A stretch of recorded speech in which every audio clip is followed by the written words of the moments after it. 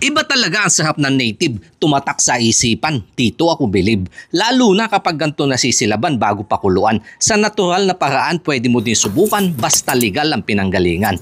Lutong pangkaraniwan pero ang sangkap dinagdagan. Masarap na ulam damay na ang pulutan. Sino ang hindi matatakam kapag gantong buto hiwalay na sa laman? Lambot.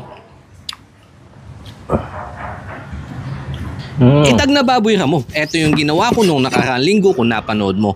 Inspired sa mayamang kultura sa upland ng Cordillera, big shoutout po. Bumawas ng 2 hiwa kasama ng papalambutan.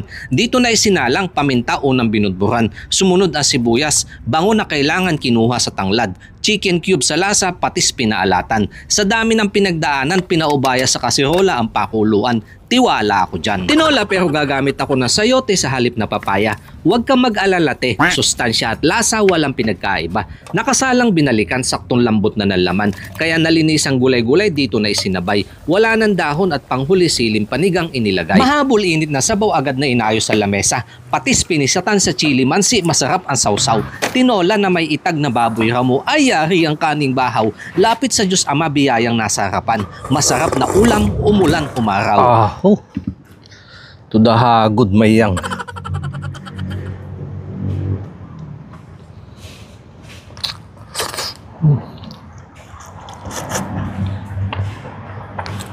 Ang lakas nung aroma. Ito nilagay nating itag.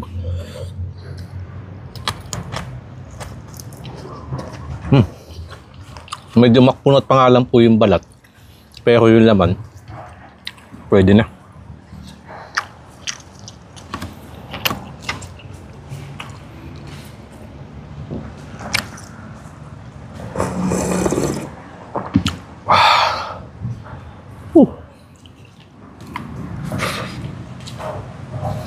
Ang sarap ng bagsak sa lalamunan.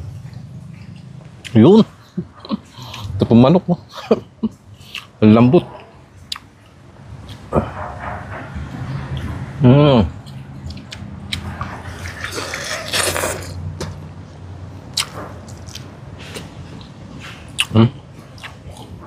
Nakakalas na yung kanyang buto.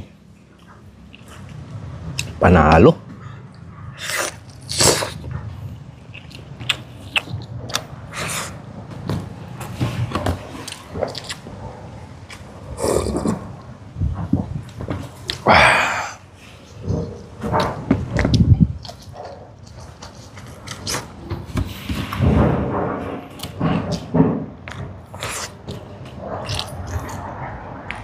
Kapag ganito po ang ulam, gaganahan ka talaga sa mga gawaing bahay.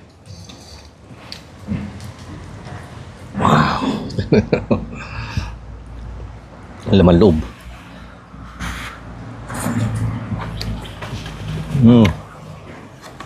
Wow.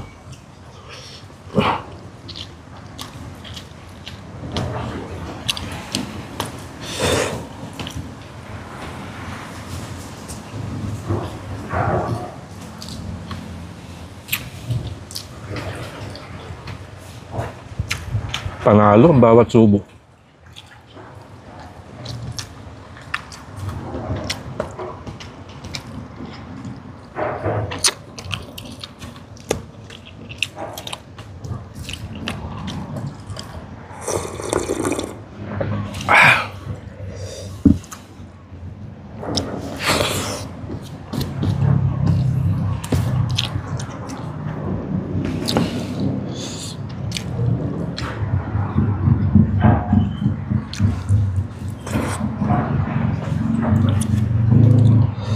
Hindi ako makapagsalita, sobrang sakap.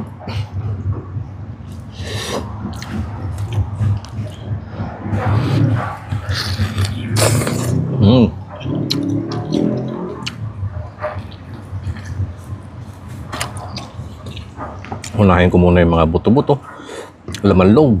Yan yung mga paborito ko.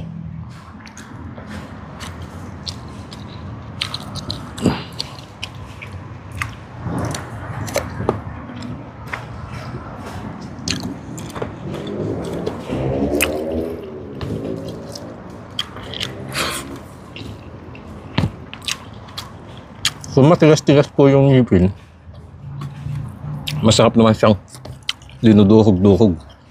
Kasi may lutong.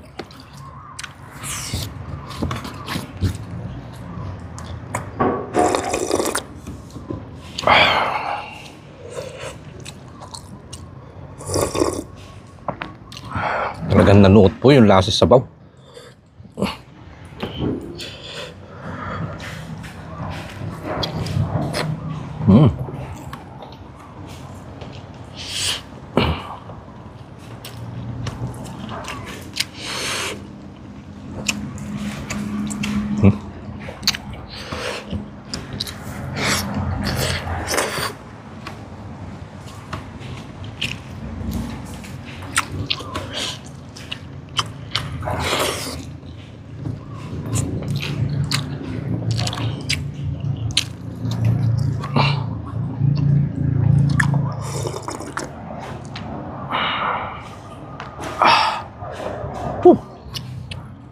Alam mo yun, pag bumagsak yung sabaw sa lalamunan, sa sarap ng guhit niya hanggang papasok ng sikmura.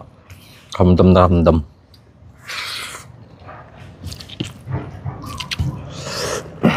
Magpapako ako.